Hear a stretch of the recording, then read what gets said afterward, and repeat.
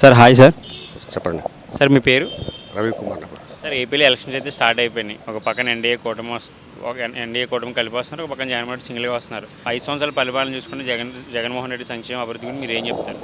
జగన్మోహన్ ఏం బాగాలేదండి. వాలంటీర్స్ మొత్తం ఎలక్షన్లకు మొత్తం వాళ్ళే ప్రచారం చేస్తారు. మొత్తము చంద్రబాబు నాయుడు వస్తే మంచిగా బెస్ట్. ఎందుకంటే హైదరాబాద్ కూడా ఇంతకుముందు డెవలప్ చేసిపోయాడు. మొత్తము ఐటీ మొత్తం ఆయన చేసిండు.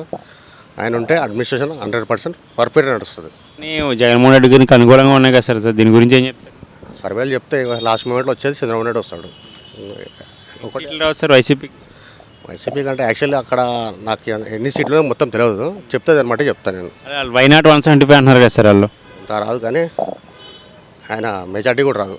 అందులో ఆయన షర్మిల మేడం కూడా వచ్చింది, ఆమె కూడా కొన్ని కొట్టుకుంటుంది. పవన్ కళ్యాణ్ ఈసారి కంపల్సరీ వస్తాయి ఆయనకి. ఏంటంటే పిచ్చిన ఇంటింటికి పంపిస్తుంది కాబట్టి వాళ్ళకేం తెలియదు, వాళ్ళకి అందుకు వాళ్ళు సపోర్ట్ చేస్తారు. మిడిల్ క్లాస్ పీపుల్స్ స్టూడెంట్స్ వాళ్ళకి తెలుసు, వాళ్ళందరికీ కంపల్సరీ ఈసారి గ్యారంటీగా. వైసీపీ వల్ల అభివృద్ధి చేసామని చెప్పేసి అంటున్నారు కదా సార్, అభివృద్ధి గురించి మీరు ఏం చెప్తారు? ఏం చేశారు? ఒక ఐటీ కంపెనీ వచ్చిందా, ఒక సెక్రటరీ ఉందా సరిగా, ఏం లేదు ఆడ.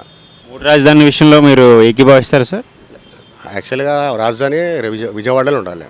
కర్నూలు నుంచి వైజాగ్ వరకు పోతారా రాజధానికి? విజయవాడ అంటే మధ్యలో ఉంది, అది అక్కడ ఉండొచ్చు.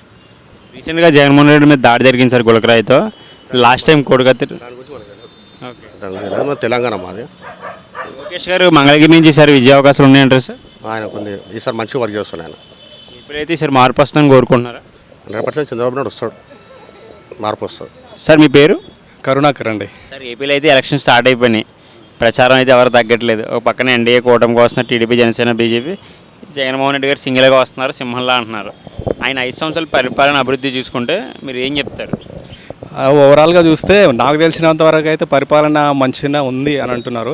కాకపోతే ఎస్పెషల్లీ రోడ్ ట్రాన్స్పోర్ట్, రోడ్లు బాగలేవు అంటున్నారు. ఆయన హాస్పిటాలిటీ మంచి ఫెసిలిటీస్ కల్పించాడు, ప్లస్ ఎడ్యుకేషన్.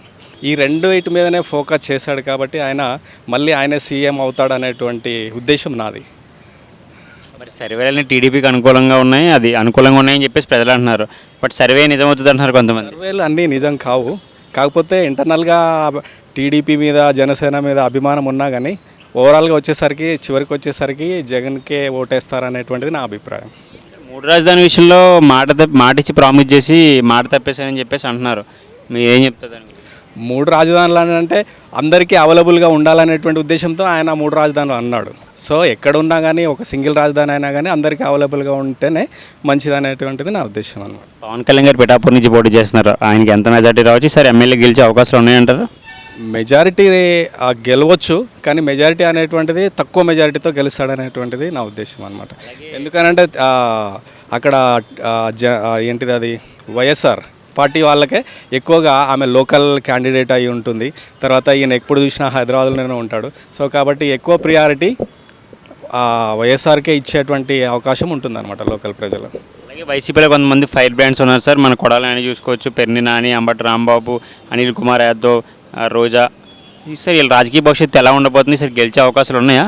గెలుస్తారండి, కంపల్సరీ గెలుస్తారు. కాకపోతే క్యాండిడేట్స్ మార్చిన దగ్గర కొంచెం అవకాశాలు ఉండకపోవచ్చు. వీళ్ళు ఫైర్ బ్రాండ్ కాబట్టి వీళ్ళు రెగ్యులర్గా లోకల్ నియోజకవర్గంలో అందుబాటులో ఉంటారు కాబట్టి వీళ్ళు గెలిచేటువంటి అవకాశాలు ఎక్కువగా ఉంటాయి.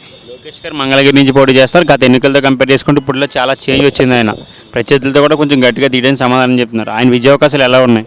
మేబీ ఆయన ఈసారి గెలవచ్చు అని నా అభిప్రాయం. ఎందుకనంటే కొంచెము లాస్ట్ ఇయర్ ఆయన ఓడిపోయిండు. ఈసారి ఒక అవకాశం ఇద్దామనేటువంటి ఉద్దేశంతో ప్రజలు ఉండొచ్చు. సో కాబట్టి ఆయన గెలిచేటువంటి అవకాశాలు ఉన్నాయి. బాలకృష్ణ గారు హిందీపూర్ నుంచి పోటీ చేస్తున్నారు, ఆయన అల్లుడు చిన్నల్లుడు గారు భరత్ గారు వైజాగ్ ఎంపీగా పోటీ చేస్తున్నారు. వాళ్ళ విజయ అవకాశాలు ఎలా ఉండొచ్చు అనుకుంటున్నారు? వాళ్ళకు కూడా గెలిచేటువంటి అవకాశాలే ఉన్నాయి. ఎందుకంటే ఈయన పొలిటీషియన్ ప్లస్ సినిమా ఇండస్ట్రీ కదా. సో కాబట్టి ఆయన అభిమానంతో ఎక్కువ ఓట్లు వేసేటువంటి అవకాశం ఉంటుంది అన్నమాట. సార్ గులకరాయితో జగన్మోహన్ రెడ్డి గారి మీద దాడి జరిగింది గత వారం క్రితం. ఆ దాడిని ప్రతిపక్ష పార్టీలు ఏమంటున్నాయంటే ఇది లాస్ట్ టైం కోడికత్తి రామాలాగా ఎలక్షన్ ముందు సానుభూతి ఓట్ల కోసం చేసిన ఒక చిన్న స్టంట్ అని చెప్పేసి అంటున్నారు, మీరు ఎలా చూస్తారు దాన్ని? లేదా అది స్టంట్ అయితే ఏమి కాదు, అది జనరల్గా ఎవరికైనా జరిగి ఉండవచ్చు. అన్ఎక్స్పెక్టెడ్గా జరిగినటువంటి ఇన్సిడెంట్ కాబట్టి అది దీంట్లో గెలవడానికి ప్లాన్ అనేది మాత్రము అబద్ధము. సో అక్కడ ఇన్సిడెంట్ అది కావాలని కొట్టొచ్చు, అనుకోకుండా తగలొచ్చు, ఎట్లనైనా తగలొచ్చు. సో కాబట్టి ఇది గెలవాలనేటువంటి ఉద్దేశంతో చేసిందైతే కాదు, అది జనరల్గా జరిగినటువంటి అంశం అనమాట. మీరు రెండు పార్టీ మేనిఫెస్టోలు అబ్జర్వ్ చేసి ఉంటారు, మీకు ఏమైనా కొత్తగా పాయింట్లు అనిపించిందా? లేదు కొత్తగా అనిపించిన పాయింట్ లేదు. వైఎస్ఆర్ పార్టీ వాళ్ళు చేసినటువంటి దాన్నే కొంచెము బెటర్గా చూపిస్తున్నారే తప్ప వాళ్ళు ఓన్గా క్రియేట్ చేసి ఓన్గా ప్రజలకి అందుబాటులో తీసుకొచ్చినటువంటి మేనిఫెస్టో మాత్రం ఏమీ లేదు. సో టోటల్గా చెప్పాల్సింది ఏంటిది, ఎడ్యుకేషన్ అండ్ హెల్త్, ఈ రెండే ఇంపార్టెంట్. ఈ రెండింటి మీద ఎవరూ ఏమీ మాట్లాడలేదు. సో ఇవి జగన్మోహన్ రెడ్డి ప్రైవేట్ స్కూళ్ళ లాగా గవర్నమెంట్ స్కూల్ చేశాడు. కావాల్సినటువంటి ల్యాప్టాప్స్ కావచ్చు, ట్యాబ్స్ కావచ్చు, వాళ్ళకి కావాల్సిన ఇంగ్లీష్ మీడియం కావచ్చు, ఇవన్నీ అవైలబుల్గా తీసుకొచ్చాడు.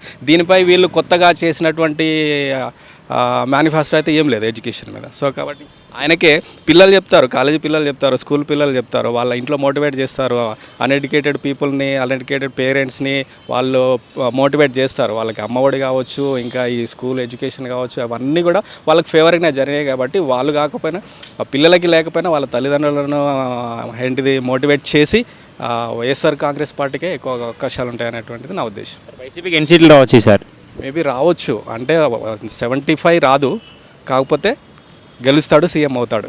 కూటమికి ఎన్ని సీట్లు రావచ్చు సార్? అంటే ఇక ఓడిపోయాడంటే దానికి పర్సంటేజ్కి తక్కువ వచ్చినా కానీ ఓడిపోవాల్సింది కదా. 30 to 40 రావచ్చు అని నా ఉద్దేశం. మళ్ళీ జగనే వస్తారని చెప్పేసి మీరు అయితే అంటున్నారు. పక్కా జగనే వస్తాడనేటువంటిది నా నమ్మకం.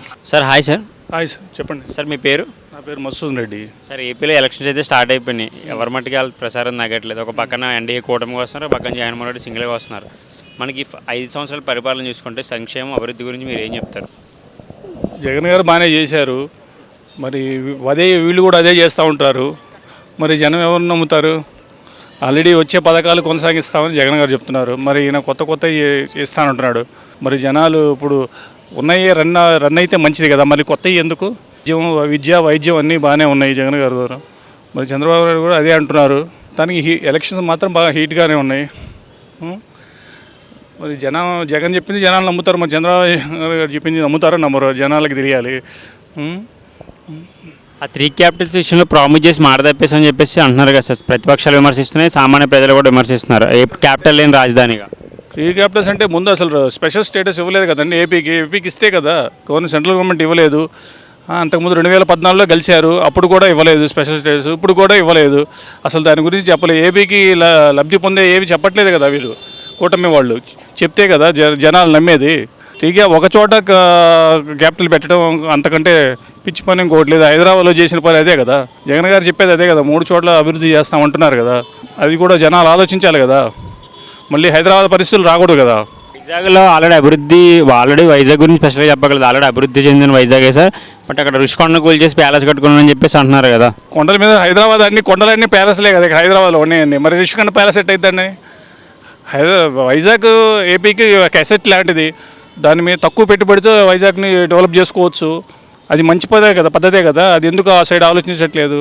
మహానగరాలు ఎట్లా కట్టలేము, అసలు స్టేట్ అనేది లోడ్ బడ్జెట్లో ఉంది కదా. అలాంటప్పుడు అది పిచ్చే ఆలోచనే నాకు తెలిసి. పవన్ కళ్యాణ్ గారు పిఠాపురం నుంచి పోటీ చేస్తున్నారు సార్, ఎంత మెజార్టీ రావచ్చు?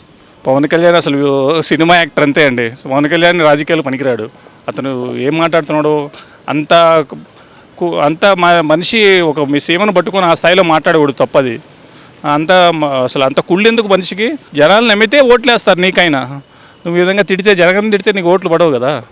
కష్టం అండి గెలవడు. గారే 3 పిల్లల గురించి మాట్లాడదు కదా సార్ అని చెప్పేసి అంటున్నారు. పెళ్ళాలే ఉంది, పెళ్ళాలు. మరి నువ్వు సరిగ్గా మాట్లాడితే అందరు సరిగ్గా మాట్లాడతారు. నువ్వు సగంగా లేవు. నువ్వు రాజకీయాల్లోకి వచ్చాడు, ప్రజా జీవితంలోకి వచ్చినప్పుడు నువ్వు మరి ప్రూవ్ చేసుకోవాలి కదా. నువ్వే సరిగ్గా లేకపోతే ఇంక జనాలు ఏం చెప్తావు? నువ్వు సినిమాలు కాదు కదా జీవితం అంటే. సినిమాలు 3 గంటలు నిండుగా ఉంటుంది, జీవితం అది కాదు కదా, రియల్ అది వేరు కదా. సర్వేలో టీడీపీకి అనుకూలంగా ఉన్నాయి. ప్రశాంత్ కిషోర్ సర్వేలో ఎంతవరకు నిజం అంటారు? ప్రశాంత్ కిషోర్ సర్వేని ఎవరు నమ్మట్లేదండి. ఇప్పుడైతే పోటీ అయితే గట్టిగానే ఉంది. జగన్ నమ్మితే జగన్ ఓటేస్తారు. చంద్రబాబు నాయుడు ఆల్రెడీ 2014లో చెప్పి ఆయన 14 సంవత్సరాలు చేశాడు. మరి ఆయన నమ్ముతారా నమ్మరా అనేది ఎలక్షన్ తర్వాత తెలుసుద్ది. లోకేష్ గారు మంగళగిరి నుంచి పోటీ చేస్తున్నారు. గత ఎన్నికలతో కంపేర్ చేసుకుంటే ఇప్పుడు చాలా చేంజెస్ వచ్చినాయని ప్రతిపత్తులు కూడా ధీటుగా సమాధానం చెప్తున్నారు. ఆయన విజయ అవకాశాలు ఎలా ఉన్నాయి సార్? మీడియాలో హైప్ ఇచ్చుకుంటే కాదు కదండి, జనాల్లో ఏముండాలో తెలియదు. మనకి లోకేష్ గురించి తెలియదు. ఆయన మరి లోకేష్ గురించి మనకైతే తెలియదండి. అక్కడ పరిస్థితి అక్కడ లోకల్స్కి తెలుస్తుంది. అలాగే వైసీపీలో కొంతమంది ఫైర్ బ్యాండ్లు ఉన్నారు సార్. కొడాలి నాని అవ్వచ్చు, రోజా, మంత్రి పెర్ని నాని, అంబటి రాంబాబు, అనిల్ కుమార్ యాదవ్ వీళ్ళు ఈసారి గెలిచే అవకాశాలు ఉన్నాయంటారు సార్ మీరు? గెలిస్తే అంటే గెలుస్తారండి, దానికి ఏముంది. పోటీ అనేది డిఫికల్ట్గానే ఉంది. మరి కూటమి కట్టారు కదా, మరి జనాలు జగన్ నమ్మితే అంతా జగన్ పథకాలు నమ్మితే జగన్కే ఓటేస్తారండి. ఇంకా వీళ్ళంతా అంటే ఓకే, ఎవరి సీట్లు వస్తారు ఈసారి వైసీపీకి? వాళ్ళు వైనాట్ 175 అన్నారు కదా, మీరేమంటారు? పోటీ బాగా గట్టిగుంది కాబట్టి వస్తాయి, బాగానే వస్తాయి. జగన్ మీటింగ్లకు వచ్చే జనాలు చూస్తే మరి ఇంత ఎండల్లో జనాలు వస్తున్నారంటే మీటింగ్స్కి మాత్రం జగన్ మీద నమ్మకం పెట్టుకోను కదా వస్తుంది. కూటమికి టఫ్ ఫైట్ ఉందండి, టఫ్ ఫైట్ ఉందని అనుకుంటున్నాం. కూటమికి ఎన్ని సీట్లు వచ్చే అవకాశాలు ఉన్నాయి సార్? చెప్పలేనండి. కూటమికి ఫస్ట్ వైసీపీ, నెక్స్ట్ కూటమి అంతే. అయితే మళ్ళీ ఏపీలో వైసీపీ రావాలని కోరుకుంటున్నారు. అంటే మంచి పాలన ఇచ్చారు కాబట్టి ఎవరు వాళ్ళు వస్తే మంచిదని నా ఉద్దేశం. Okay sir, thank you. ఈ పరిపాలన గురించి మీరు ఏం చెప్తారు? అంతా అస్తవ్యస్తం, అరాచకం. అభివృద్ధి అన్న మాట ఎక్కడా లేదు, ఉద్యోగ కల్పన అన్న మాట ఎక్కడా లేదు. రాజధాని ఎక్కడ 3 రాజధానులు చెప్పి ఏ రాజధాని లేదు. అన్నిట్లు ఇవాళన్నిటికంటే మెయిన్ ఈ రైతులు భూములు తన ఫోటో వేసుకొని ఆ భూములు ఆక్రమిస్తారని ప్రతి రైతు అదిరిపోతున్నాడు. ఆఖరికి వైసీపీలో ఉన్న రైతులు కూడా ఎక్కడొస్తే మా భూములు తనఖా పెడతాడోనని ఆల్రెడీ ప్రభుత్వ భవనాలన్నీ తనఖా పెట్టేశాడు. ఇవి కూడా పెడతాడేమో అని ప్రతి రైతు అదిరిపోతున్నాడు. సర్వేలన్నీ వైసీపీ కట్టుకున్నాయి కదా సార్, టీడీపీ వాళ్ళు భయపడుతున్నారని చెప్పేసి అన్నారు. మీరేమంటారు దాని గురించి? నేషనల్ సర్వే కానీ మామూలుగా లోకల్ సర్వేలు కానీ, నిన్న వచ్చిన ఆర్టీవీ సర్వే కానీ, మరి రైస్ సర్వే కానీ, ఇవన్నీ నిన్న ఈరోజు వచ్చిన సర్వేలు టీడీపీకి కూటమికి అనుకూలంగా ఉన్నాయి అన్ని సర్వేలు. అలాగే పవన్ కళ్యాణ్ గారు పిఠాపురం నుంచి పోటీ చేస్తున్నారు. ఆయన విజయ అవకాశాలు ఎలా ఉన్నాయి సార్? అసెంబ్లీకి వెళ్ళే అవకాశాలు ఉన్నాయంటారా? మెజార్టీ ఎంత రావచ్చు? ఆయన తప్పకుండా గెలుస్తారు పవన్ కళ్యాణ్ గారు. ఈసారి మెజార్టీ ఆయనకు 1,00,000 దాకా వచ్చిద్దని ఆ టీవీల్లో చెప్తుంటే మనం చూస్తున్నాం. అక్కడ అభిమానులందరూ బాగా, ఇప్పుడు సినిమా వాళ్ళు మొత్తం వాళ్ళ కుటుంబం మొత్తం వెళ్ళారు అక్కడికి. అలాగే బాలకృష్ణ గారు ఇద్దరు అల్లుళ్ళు, ఒకళ్ళేమో ఎమ్మెల్యేగా మంగళగిరి నుంచి పోటీ చేస్తున్నారు, ఇంకొక చిన్నల్లుడేమో వైజాగ్ ఎంపీగా పోటీ చేస్తున్నారు భర్త గారు. వీళ్ళు విజయ అవకాశాలు ఎలా ఉన్నాయి? లోకేష్ గారు గత ఎన్నికలతో కంపేర్ చేసుకుంటే ఇప్పుడు చాలా చేంజ్ వచ్చింది, ప్రత్యర్థులు కూడా గట్టిగా సమాధానం చెప్తున్నారు. సో ముందు మంగళగిరి నుంచి మొదలెడదాం. లోకేష్ గారు విజయ అవకాశాలు ఎలా ఉన్నాయి సార్? అసెంబ్లీకి వెళ్ళే అవకాశాలు ఉన్నాయంటారా? తప్పకుండా వెళ్తారు. ఎందుకంటే ఓడిపోయినా కానీ ఎక్కడికి వెళ్లకుండా ఈ 5 సంవత్సరాలు అక్కడే ఉండి అన్నీ తానే చూసుకుంటా. మీకు అక్కడ ఈ క్యాంపులు పెట్టడం కానీ, మరి పేదలకి అన్నదానం అవి పెట్టడం కానీ, ఎన్టీఆర్ క్యాంటీన్లు కానీ, ఆరోగ్యపరంగా అన్ని విధాలుగా అందరికీ అండగా ఉన్నారు అక్కడ లోకేష్ గారు. ఈసారి అక్కడ తప్పకుండా లోకేష్ గారు కాదు, గుంటూరు జిల్లా, కృష్ణా జిల్లా రాజధాని ఎఫెక్ట్ అనేది ఇప్పుడు కనపడదు. అది నీకు ఎందుకు కనపడదంటవా? మాది గుంటూరు జిల్లా, అక్కడ ఎకరం 30 లక్షలు ఉన్న భూమి ఇలా 10 లక్షలకు వచ్చింది. నీకు ప్రతి వ్యక్తికి తన ఆస్తి తగ్గిపోయింది. నాకు 2 ఎకరాలు ఉందనుకో, 60 లక్షల ఆస్తి ఇవాళ 20 లక్షలకు వచ్చింది. అట్లా ప్రతి వ్యక్తికి తగ్గిపోయింది ఆస్తి. అదేను ఉద్యోగాలు, మెయిన్ ఉద్యోగ కల్పన. ఇప్పుడు ఈ అమరావతి అనేది ఉంటే కొన్ని హాస్పిటల్స్, కొన్ని కంపెనీలు, కొంత ఉద్యోగ కల్పన ప్రతి ఒక్కడికి ఉద్యోగ కల్పన అనేది ప్రతి ఒక్కరికి అవసరం. ఉద్యోగ కల్పన లేకపోవటం బాగా. కాకపోతే నేను డబ్బులు ఇస్తున్నా అంటున్నాడు. అప్పు తెచ్చి డబ్బులు ఇవ్వటం. నువ్వు ఇప్పుడు ఒక కుటుంబం అప్పు తెచ్చి ఎందాక నడుపుతావు? స్వశక్తి. ఇప్పుడు ఒక కుటుంబంలో 4 ఉన్నారు, 4 సంపాదించుకొని ఒక 100 రూపాయలు, ఒక 50 రూపాయలు ఖర్చు పెట్టి ఒక 50 రూపాయలు మిగిలించుకుంటే ఆ కుటుంబం ఎట్టుంటుంది? అట్ట కాకుండా 100 రూపాయలు అప్పు తెచ్చుకొని 100 రూపాయలు తింటా అట్ట ఎన్నాళ్ళని తినగలుగుతాం? అప్పు తెచ్చుకొని ఎన్నాళ్ళని తినగలుగుతాం? చివరికి అప్పిచ్చేవాడు మళ్ళీ తిరిగి వాళ్ళకి అప్పిపోతే తిరిగి అప్పిచ్చేవాడు ఉండగా మనకి. అట్లా ఉంది ఏపీ పరిస్థితి. అలాగే మీరు మేనిఫెస్టోలు చూసుంటారు, ఉమ్మడి మేనిఫెస్టో ఒకటి, వైసీపీ మేనిఫెస్టో ఒకటి. కొత్తగా మీకు నచ్చిన అంశాలు ఏమైనా ఉన్నాయంటారా 2 పార్టీల్లో? 2 పార్టీ అంటే మెయిన్ ఒకటే. ఇప్పుడు తాత్కాలికమైన పథకాలకి డబ్బులు కన్నా భవిష్యత్తు పథకాలు. ఎందుకంటే మెయిన్ ఉద్యోగ కల్పన అనేది ప్రతి ఒక్క ఎంప్లాయీకి, ఇప్పుడు ఎంతమంది చదువుకున్న పిల్లలు ఉన్నారు వాళ్ళందరికీ ఇప్పుడు మా బోటోళ్ళు ఎంతమంది హైదరాబాద్లో ఇవాళ ఐటీ కానీ, సాఫ్ట్వేర్ కానీ, మెడికల్ కానీ, నాన్ మెడికల్ కానీ, ఎన్ని డిపార్ట్మెంట్లు ఎంతమంది బతుకుతున్నారు. ఆంధ్ర వాళ్ళు కావచ్చు, తెలంగాణ వాళ్ళు కావచ్చు, అందరూ బతుకుతున్నారు. అట్లానే ఏదైనా ఒకటి డెవలప్ అయితే దానివల్ల అన్ని ట్యాక్సులు వచ్చి ఆదాయం వచ్చి ఇప్పుడు హైదరాబాద్ డెవలప్ అయితే తెలంగాణ మొత్తం ఆదాయం పంచట్ల. అట్లానే ఆ గుంటూరు, కృష్ణా, ఆ కోస్తా అన్ని ప్రాంతాలు ఆదాయంతో అభివృద్ధి చేసుకోవచ్చు. ఇంకొకటి ఏంటంటే రీసెంట్గా రాయితో దాడి జరిగింది జగన్మోహన్ రెడ్డి గారి మీద, అది టీడీపీ చంద్రబాబు నాయుడు చేపించేసి అంటున్నారు. ఇది కోడికత్తి డ్రామాలకి ఎలక్షన్ ముందు ఓట్ల కోసం సానుభూతి కోసం చేసిన అని చెప్పేసి టీడీపీ వాళ్ళు అంటున్నారు. మీరేమంటారు? టీడీపీ వాళ్ళు కాదు, వైసీపీ వాళ్ళు కూడా అవి నమ్మట్ల. ఎందుకంటే ఒకసారి చూస్తాం, అదిగో నానా పులి అంటే 2 సార్లు చూస్తారు. గూగుల్ అవి నమ్మరు కదా. నీకు ఎక్కడన్నా యాజిటేషన్ వచ్చిందా, రాయి తగిలితే ఎక్కడన్నా ఏమన్నా గొడవలు చేయటం, అట్లా ఏముండదు. ఇంకా అవన్నీ ఏముండదు. అతనికి తెలిసిపోయి ఇంటెలిజెన్స్ రిపోర్ట్ ఉంటుంది. అందుకే మేనిఫెస్టోలో ఏమి అందరూ రైతులకి ఏదన్నా రుణమాఫీ చేస్తాడేమోనని ఆశపడ్డారు. అవి కూడా ఏం పెట్టాల. ఎందుకు తెలిసిపోయింది అతనికి, మనకు లేదు అవకాశం ఎందుకు అని చెప్పి చేశాడు.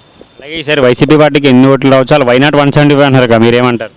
అది ప్రజలు నిర్ణయిస్తారు. ఇప్పుడు ప్రజలు అభివృద్ధి చేసిన వాళ్ళకి, వాళ్ళ భవిష్యత్తుకి ఎవరు ఉపయోగపడతారా? ఇప్పుడు మనకి భవిష్యత్తు కావాలి. ఇప్పుడు మనం ఒక తల్లిదండ్రి ఉన్నాం, ఏం చూస్తాం? మన పిల్లల భవిష్యత్తు చూస్తాం. అట్టనే రాష్ట్రంలో ప్రజలు కూడా ఏం చూస్తారు? భవిష్యత్తు, ఉద్యోగాలు కానీ అభివృద్ధి కానీ ఏదైనా ఈ తాత్కాలికమైన ఈ వచ్చే కన్నా భవిష్యత్తు చూస్తారు ఎక్కువ శాతం. భవిష్యత్తు కూటమికి ఎన్ని సీట్లు వచ్చే అవకాశాలు ఉన్నాయి? అది మనం చెప్పలేము. అందరూ ఇప్పుడు అన్ని సర్వేలు కూడా 110, 120 మేము అందరం అనుకోవటం 100కి తగ్గవు, పైన 100 సీట్లు పైన, 110 కావచ్చు, 105 కావచ్చు, 120 కావచ్చు అనుకుంటున్నారు. మరి ఏపీలో మార్పు అయితే రావాలని కోరుకుంటున్నారు మీరు?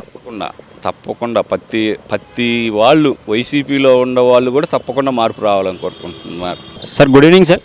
గుడ్ ఈవినింగ్ అండి. సార్ మీ పేరు? నా పేరు ప్రశాంత్ కుమార్ అండి. సార్ ఏపీలో ఎలక్షన్స్ అయితే స్టార్ట్ అయిపోయినాయి. ప్రచారాలు ఎవరు ఎక్కిపోతున్నాయి, ఎవరు తగ్గట్లేదు. ఒక పక్కన కూటమి, పక్కన జగన్మోహన్ రెడ్డి సింగిల్గా వస్తున్నారని సింహంలా అని చెప్పేసి అంటున్నారు. ఆయన అభివృద్ధి సంక్షేమం గురించి మీరు ఏం చెప్తారు? 5 సంవత్సరాలు మీరు చూశారు ఆయన పరిపాలన. ముందుగా చెప్పాలంటే మన అమరావతి గురించి చెప్పాలండి. అమరావతిలో మన అన్నా క్యాంటీన్ కూల్చినప్పుడే ప్రభుత్వం ప్రజా టీడీపీ భవన్ కూలినప్పుడే మనకు అప్పుడే అర్థమైంది ఈ ప్రభుత్వము అతి త్వరలోనే కూలిపోతుందని. అలాగే అమరావతి ఈరోజు, ఒకప్పుడు అమరావతి భూములు ఎంతగానో రెక్కలు వచ్చినాయి. ఈరోజు చాలా రైతులు ఎంతోమంది, ఈ ఆడవాళ్ళు అయితేమి, పిల్లలైతేమి, పెద్దవాళ్ళు అయితేమి ఆ యొక్క భూములపైన ఎన్నో ఆశలు పెట్టుకున్నారు. ఈరోజు ఆ యొక్క భూములు చాలా డౌన్ ఫాలోకి పడిపోయాయి. సో దానివల్ల ఈరోజు అమరావతి అనేది అభివృద్ధి కాకుండా, 3 రాజధానులు అనేది లేకుండా చాలా ఆంధ్రప్రదేశ్ వెనుకబడి ఉంది. అలాగే ప్రతి సంవత్సరము విద్యార్థులు పీజీ చేసిన, గ్రాడ్యుయేట్ చేసిన విద్యార్థులు ఎంతోమంది, ఎన్నో వేల మంది బయటకు వస్తున్నారు. వారికి ఈ ప్రభుత్వము ఎటువంటి సహాయము చేయలేదు. వారికి చాలా ఇక మన ఆంధ్రప్రదేశ్ నుంచి తరలిపోయాయి. ఎగ్జాంపుల్ చెప్పాలంటే మన అనంతపూర్ కియా ఉంది. ఆ కియా కూడా మన అనంతపూర్లో మనకు ఎంతగానో ఉపయోగపడతాయని చెప్పి బాబు గారు తీసుకొచ్చారు. కానీ ఈరోజు బాబు గారు తీసుకొచ్చిన చాలా తీసుకొచ్చారు. కానీ వాటన్నిటిని ఈరోజు మన రాష్ట్రం నుంచి తరలిపోయేటట్టు చేశారు. సో వైనాట్ 175 అంటున్నారు. అలాగే టీడీపీ ఈ కూటమి వాళ్ళు కూడా వైనాట్ 175 అంటున్నారు. కానీ ఈ కూటమి ప్రభుత్వం వస్తే మన యువతకైతేమి, తర్వాత అమరావతి ప్రజలకైతేమి ఈ 3 రాజధానులు రావాలని చెప్పి ఆశిస్తున్నాము. ఈ కూటమి వల్ల యువత ఫ్యూచర్ బాగుంటుందని చెప్పి మేము ఎంతగానో కోరుకుంటున్నాము.